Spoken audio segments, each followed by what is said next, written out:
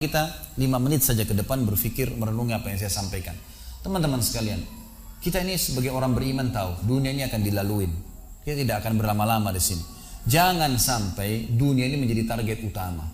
Berantem gara-gara tanah, berebutan karena warisan, berebutan karena jabatan, kadang-kadang berebutan hanya karena masalah pasangan hidup. Untuk apa? Untuk apa teman-teman sekalian? Dunia ini mungkin di mata antum kelihatan besar kalau dekat.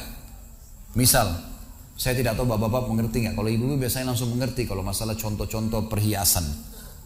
Kalau ada orang punya berlian, besarnya seperti bola pingpong, kaya nggak? Rupanya ada juga bapak-bapak yang paham. Itu kaya luar biasa. Kalau dia punya berlian seperti bola basket, kaya nggak? Coba taruh berlian yang seperti bola basket itu di tanah, terus antum naik pesawat ke atas. Makin jauh, kelihatan enggak? Orang yang perebutkan tanah 1000 kali 1000 meter, 1 hektar, berapa hektar, tumpah-tumpahan darah. Padahal kalau dia naik pesawat hilang semua tuh. Mobil mewah, bangga-banggaan dengan mereknya. Kalau kita di atas pesawat kayak gentong-gentong lagi jalan. Cuma hiasan dunia. Apa yang mau dikejar? Gitu kan? Seorang mukmin tahu dunia hanya fasilitas saja untuk mengejar akhirat. Akhirat yang abadi teman-teman. Akhirat yang abadi, kejar di sana. Walad darul akhiratul lahiyal hayawan, kata Allah. Darul akhirah, tempat akhirat adalah kehidupan yang abadi. Di akhirat kata Nabi SAW, kalau seorang mukmin masuk ke dalam surga, tidak ada capek, nggak ada gangguan orang, nggak ada sedih, nggak ada penyakit, nggak ada buang air besar, nggak ada buang air kecil. Makanan dan minuman yang dimakan ahli surga yang tidak dibutuhkan oleh tubuhnya akan keluar dalam bentuk keringat yang lebih wangi dari bau kasturi. Gak ada lagi masa tua, gak ada masa anak-anak. Semuanya berumur 33 tahun. Dan semua laki-laki akan kembali kepada poster ayahnya Adam 60 siku ke langit 27,5 meter. Dan semua perempuan kembali kepada poster ibunya Hawa 40 siku ke langit 17,5 meter. Nggak lebih ya daripada itu, dan tidak pendek tidak tinggi. Jadi teman-teman yang pendek nggak usah khawatir. Ini cuma dunia. Sampai orang beriman pun tahu kalau ada orang lahir dalam kondisi fisiknya luar biasa, matanya buta, telinganya tuli, tangannya, kakinya semua putus, gitu kan? Itu tetap bagi orang beriman punya nilai. Karena itu cuma dunia. Begitu dia meninggal, jasadnya akan dimakan oleh tanah. Sebagaimana sabda Nabi SAW, semua jasad kalian akan dimakan oleh tanah kecuali tulang ekor kalian yang darinya Allah akan tumbuhkan kalian. Di akhirat ditumbuhkan jasad yang baru. Itu yang akan hidup bersama kita di surga atau di neraka, gitu kan? Jadi ini cuma dunia sebentar. Untuk apa dikejar, teman-teman sekalian? Ingat, Nabi SAW pernah keluar dalam hadis Bukhari dari masjid beliau, kemudian beliau menggambar kotak. Lalu beliau mengatakan, inilah kotak kehidupan manusia. Seperti meja ini misalnya, inilah kotak kehidupan manusia. Lalu Nabi SAW menggaris dari luar kotak, di bawah kaki beliau, digaris, dilewatin kotak ini sampai melewati kotak tengah, di depan, panjang. Lalu kata Nabi SAW, ini angan-angan manusia. Ini angan-angannya. Angan-angannya melampaui kehidupannya. Lebih 500 tahun ke depan, padahal umurnya cuma 60-70. Lalu Nabi SAW menarik dengan tongkatnya dengan keras dari sisi kanan garis kotak, digaris dengan keras sampai terbongkar tanah itu digaris dan memutus garis tengah itu. Lalu beliau mengatakan, dan ini kematian yang akan datang memutus angan-angannya. Di Jakarta kemarin teman-teman sekalian, ini bukan nakut-nakutin, tapi di Jakarta kemarin begitu. Ada orang keluar dari mall, kisah nyata, bawa kresek banyak sekali, habis belanja buat keluarganya. Mobilnya Masya Allah mewah luar biasa, super lux, paling mahal. Parkir, begitu melihat tukang parkir, alhamdulillah. Tukang parkirnya sangat senang nih, karena ini orang kaya, pasti kasih tip yang banyak gitu. Naik di mobilnya, di starter mobil, tidak pakai supir kebetulan, dia nyalain, mobil di depan ada, mobil di belakang ada, gitu. Jadi terhimpit. Tiba-tiba orang ini tuh starter mobilnya, diinjak gas dengan sangat keras, mundur ke belakang, nabrak mobil di belakang, hancur total. Tukang parkirnya pun tadi jadi marah, Pak, apa nggak lihat, ngambil marah-marah. Tapi anehnya orang ini gasnya terus kencang, gitu ribut, gitu kan. Maka tukang parkir curiga, dibuka pintu, orang itu sudah meninggal dunia. Teman-teman sekalian, pernah nggak orang ini berpikir dia akan mati pada saat keluar dari mall? Kalau dia tahu dia tidak bakal keluar ke mall tuh. Di depan mata saya pernah ada orang meninggal di rumah sakit ayah saya. Kebetulan di Makassar beliau punya rumah sakit dan itu di pinggir jalan raya. Sore hari subhanallah ada anak muda. Saya pas lagi di teras lantai 2 rumah ayah saya itu kelihatan jalan raya. Jadi kelihatan orang kejadian ini. Ada anak muda lagi pakai motor, waktu itu motor baru dia jalan. Jadi jalurnya 2 jalur gitu kan. Rupanya motor ini motor itu dari arah sana. Kemudian di sini ada mobil pick up yang pelan jalannya gitu. Ada mobil truk pelan jalannya. Di belakang ini rupanya ada mobil truk pelan, di belakangnya ada mobil pick up. Mobil pick up ini mungkin karena terganggu, dia bukan ngelewatin dari kiri, dia keluar ke jalur sebelah. Keluar, motor yang tadi lagi kencang, dia kayak sangka tabrak, meninggal di tempat. Jatuh tergeletak, motornya dibawa, dicek di rumah sakit ayah saya di klinik, ternyata sudah meninggal dunia. Saya lihat orang itu subhanallah tergeletak. Ada beberapa produk yang dia bawa di motornya. Lalu saya bertanya, saya muhasabah sendiri. Orang ini pernah berpikir nggak ya untuk keluar rumah tadi akan dia tabrakan, dia akan jatuh? Saya yakin tidak. Kalau dia berpikir dia tidak akan keluar dari rumahnya. Tapi begitulah ajal kalau datang teman-teman sekalian. Kalau datang tidak akan terlambat sesaat atau berkurang sesaat. Harus fahamin, gitu kan? Jadi jangan sampai kita berlebihan. Saya tanya teman-teman, Anda jujur jawab. Kalau seandainya Anda ke dokter, lalu kemudian dokter mengatakan, maaf Pak, Bu, umurnya tinggal 2 minggu menurut ilmu medis. Ini ada penyakit parah, tinggal 2 minggu, dokter nggak bisa obatin lagi. Kira-kira orang yang seperti ini sudah divonis sama dokter akan mati 2 minggu lagi. Nggak ada lagi, sudah kankernya, sudah tumor segala macam di tubuhnya, sudah segala macam penyakit. Nggak bisa lagi hidup orang ini. Kemudian ada orang datang, temannya bilang, itu si Fulan ceritain kamu. Kira-kira dia masih mau ribut berkelahi? Itu orang tuh mau mengambil hakmu, masih mau mengebut lagi? Sudah semua? Enggak, sudah nggak mau tahu. Ini 2 minggu lagi mati. Semestinya teman-teman enggak usah tunggu vonis dokternya. Siapa yang bisa jamin sekarang di masjid ini teman-teman ada dari tembok ini tiba-tiba malaikat maut, saya lihat antum tidak lihat, orang roh saya tinggal dikenang. Khalid Basalamah pernah ceramah, selesai. Dan Anda juga bisa begitu setiap saat. Bagaimana orang bisa tenang nih dalam kemaksiatan kepada Allah sementara setiap saat malaikat maut bisa datang jemput dia dan ada hisab semuanya. Ini bahaya sekali.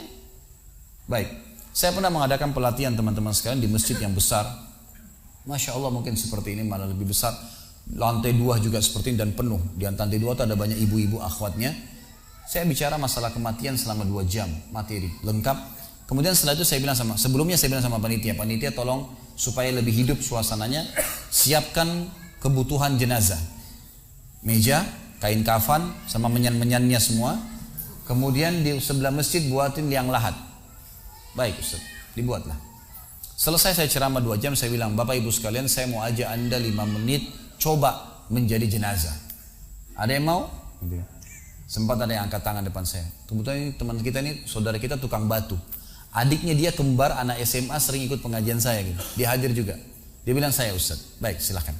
Pak, saya minta tolong satu hal ya. Kalau Bapak naik nanti di atas meja ini, dibungkus dengan kain kafan oleh panitia, tutup mata Anda dan bayangkan Anda sudah mati dan dengarkan apa yang saya ucapkan. Baik Ustaz, baik. Saya juga bilang sama panitia di atas masjid waktu itu, ibu-ibu, silakan kalau ibu mau coba, panitia tolong bantu. Saya sudah pandu waktu sebelum pengajian. Ringkasnya adalah dia naik. Subhanallah, begitu dia naik, Bapak Ibu sekalian, orang ini naik di atas meja, begitu tutup matanya dan ditempelin kain kafan di pipinya. Ini kain kafan asli kita beli. Ditempel di pipinya, langsung dia nangis dia, terisak-isak. Lalu kemudian panitia taruh tangannya di dadanya, harus dibungkus gitu kan. Lalu saya bilang, Pak, coba renungin sekarang Anda sudah mati dan hiruk-pikuk di masjid ini ada orang nangis. Kebetulan adiknya dia yang kembar ini murid saya duduk di sebelah kiri kanannya dan membayangkan benar kakaknya meninggal. Mereka betul-betul menangis gitu. Ada jemaah-jemaah juga yang lain pada nangis. Saya bilang hiruk-pikuk masjid ini yang sedang menangis, ada yang sedang ngobrol, ini anggap di rumah Anda pada saat Anda meninggal dunia. Dan Anda tidak bisa protes. Gak bisa bilang saya tidak mau, jangan ribut, gak bisa lagi. Udah. Panitia pun menaruh tangan kanan di atas tangan kiri, kita nggak bisa protes taruh di dada. Dibungkus dengan kain kafan pun nggak bisa.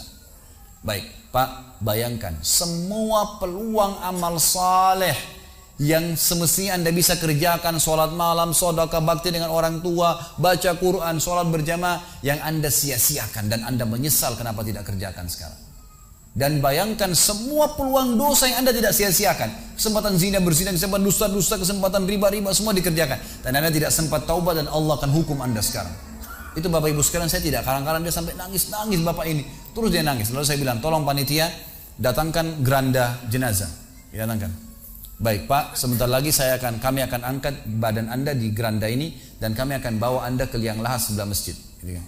Diangkatlah dia. Saya bilang, Pak, renungin, resapi tubuh Anda kesentuh dengan geranda ini. Gitu kan. Ditutuplah lalu dipikul. Lalu saya pandu pakai mic, saya bilang, Pak, inilah detik-detik terakhir Anda bersama kami. Terus sesalin perbuatan-perbuatan dosa yang Anda pernah lakukan, peluang-peluang ibadah yang Anda sia-siakan. Sampai tiba di luar masjid, saya turun ke liang lahat, saya buatin sendiri tanah, kemudian saya buatin gubernur, lalu diturunkan dia. Setelah diturunkan, saya suruh tutup matanya, kemudian ditutup dengan kain. Saya keluar, lalu saya pakai mic, saya bilang, Pak, buka matanya. Inilah rumah Anda sekarang. Walaupun rumah Anda 1000 kali 1000 meter di dunia, kembali ke 1 kali 2 meter. Ini tempat Anda sekarang. Dan sebentar lagi malaikat akan datang menanyakan kepada Anda pertanyaan-pertanyaan yang Anda sudah tahu. Selesai. Berapa mungkin sekitar hitungan detik. Ini semua proses kurang dari 5 menit teman-teman sekalian. Lalu saya bilang, buka. Dibuka kain tersebut. Lalu saya bilang, teman panitia bantu. Bapak ini keluar. Keluar dia. Waktu dia keluar dari kuburan, liang lahat itu teman-teman, sempoyongan. Kayak orang yang sudah pusing gitu. Keluar. Kemudian saya bawa ke masjid. Saya pegang tangannya masuk ke masjid. Duduk. Lalu saya kasih mic. Pak, tolong ceritakan pengalamannya kepada jemaah jadi jenazah 5 menit. Itu dia pegang mic, gemetaran. Ustaz, saya tobat. Saya durhaka sama orang tua. Saya nggak sholat. Saya begini. Ini dia lupain, ada ribuan jemaah depannya nih. Dia nangis-nangis. Sebutin semua kesalahannya. Semua pada banyak ikut nangis. Dia kayak orang ketakutan betul. Gitu kan. Baik, selesai. Saya panggil siapa lagi yang mau coba? 2, 3, 4 orang. Rata-rata semua begitu keadaannya. Gitu kan. Alhamdulillah mereka sadar seketika pada saat itu. Lalu kemudian saya bilang, penutupan, ada bahkan ibu-ibu yang coba di atas pingsan, ibu itu. Kita bukan nakut-nakutin, tapi memang saya praktekin. Lalu saya bilang begini, Bapak Ibu sekalian, sebagai penutup acara saya bilang pada saat itu, bahwasanya ini hanya praktek jadi jenazah. Tapi ini ya akan datang satu waktu Anda dibungkus kain kafan tidak bisa kembali lagi. Sekarang masih bisa kembali beramal soleh. Dan ini pernah diperingatkan oleh Hasan Basri rahimahullah. Beliau pernah ngantar jenazah diikuti oleh seseorang. Lalu Hasan Basri tanya, wahai fulan, kalau seandainya jenazah ini tiba-tiba hidup sekarang, apa yang dia kerjakan? Kata orang ini, tentu dia akan sholat, dia akan puasa, dia akan ngaji, dia akan kerjakan ibadah-ibadah. Kata Hasan Basri, kenapa? Dia bilang karena dia sudah mati, dia tahu nilainya ibadah itu. Kata Hasan Basri, yang kau ucapkan benar, tapi di depan matamu ini tidak bisa hidup lagi. Kamu sekarang masih hidup, kerjakan seperti dia kalau dia hidup. Jangan tunggu itu, gitu kan? Ingat teman-teman, pujian teman, ancaman teman, atau orang sekitar kita, hanya sepanjang lidahnya. Kamu hebat ya, kamu kaya ya, kamu gagah ya, kamu cantik ya, sepanjang lidahnya demi Allah. Mau apa itu? Apa yang mau direbut? Orang-orang setengah mati sholat malam sejam 2 jam, besok ceritain ke orang hanya butuh pujian sepanjang lidah dia. Untuk apa? Teman-teman yang suka riak nih, saya ajarin caranya gampang. Ada caranya gampang. Kalau Anda besok pagi mau cerita kepada teman-teman Anda di kantor atau tempat, saya sholat tadi malam, sholat malam, gak usah tunggu besok pagi setengah mati, ngantuk-ngantuk nanti malam bangun. Jam 2 malam sebentar, datangin rumah teman yang jadi target, ketok pintunya, nih saya mau sholat, lihat ya. Selesai, gitu kan. Untuk apa nunggu besok setengah mati, gitu kan. Gak ada gunanya riak, pujian orang sepanjang lidahnya, jangan, gitu kan. Gak ada gunanya. Jadi teman-teman sekalian, sadarilah mati akan datang dan jadilah seperti Bilal radhiyallahu anhu, sahabat Nabi yang mulia. Waktu ditanya, "Ma ra'yuka bil maut?" Apa pendapat Anda dengan kematian? Kata beliau, "Marhaban bil maut." Selamat datang kematian. Apa yang saya mau takutin? Apa yang dia mau takutin kalau selama hidupnya dari bangun tidur sampai tidur semua ketaatan? Pastilah terbalik, orang rindu, gitu kan? Orang mukmin itu rindu. Waktu terjadi perang Yarmuk tahun 14 Hijriah. Waktu itu dipimpin oleh Khalid bin Walid dengan di situ di dalam pasukan ada Sa'id bin Zaid. Sa'id bin Zaid salah satu yang dijamin masuk surga. Teman-teman bisa nonton serialnya di website di www.khalidbasalama.com, ada serial sahabat. Saya ceritakan di situ ceritanya. Jadi kata Sa'id bin Zaid, waktu kami berhadapan dengan pasukan Bizantium, Romawi, Nasrani ini, mereka jumlahnya 120.000 orang, dipimpin oleh pendeta-pendeta dengan salib-salib yang besar dari emas. Lalu mereka memukul pedang-pedang mereka di perisai mereka sambil melantunkan yel-yel mereka sehingga membuat kami pun sempat nyali kami ciut, gitu kata Sa'id bin Zaid. Lalu subhanallah datanglah Abu Ubaidah bin Jarrah, pimpinan perang yang lain, mengatakan, ya muslimin beginilah, begitulah, semangatlah, pahala jihad disampaikan. Lalu tiba-tiba ada satu orang yang membakar semangat kami. Satu orang, dia datang mengatakan, wahai Abu Ubaidah, pimpinannya, wahai Abu Ubaidah, saya sekarang sudah tidak sabar, mau mati syahid, saya mau masuk sekarang ke sana. Gitu kan. Ada pesanmu untuk Rasulullah SAW? Ada pesan tidak untuk Nabi? Saya sudah tahu saya akan mati nih. Kata Abu Ubaidah, sampaikan salam kami dan kami memperjuangkan agamanya.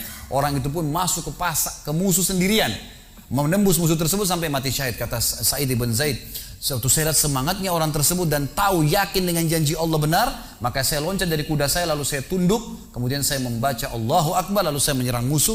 Semenjak itu rasa takut saya hilang dan akhirnya kami memenangkan peperangan. Jadi memang teman-teman sekalian, mati itu akan dilaluin dan memang mati sebuah pintu, kita harus laluin. Tanpa mati tidak bisa. Tapi orang beriman tahu mati itu justru kebahagiaan buat dia, karena semua yang bertahun-tahun dia kerjakan dia akan panen di sana. Semua kehidupan abadi ada di sana, maka dia rindu dengan mati. Tidak perlu takut, gitu kan? Toh akan datang. Jadi harusnya difahami masalah-masalah seperti ini. Baik teman-teman sekalian.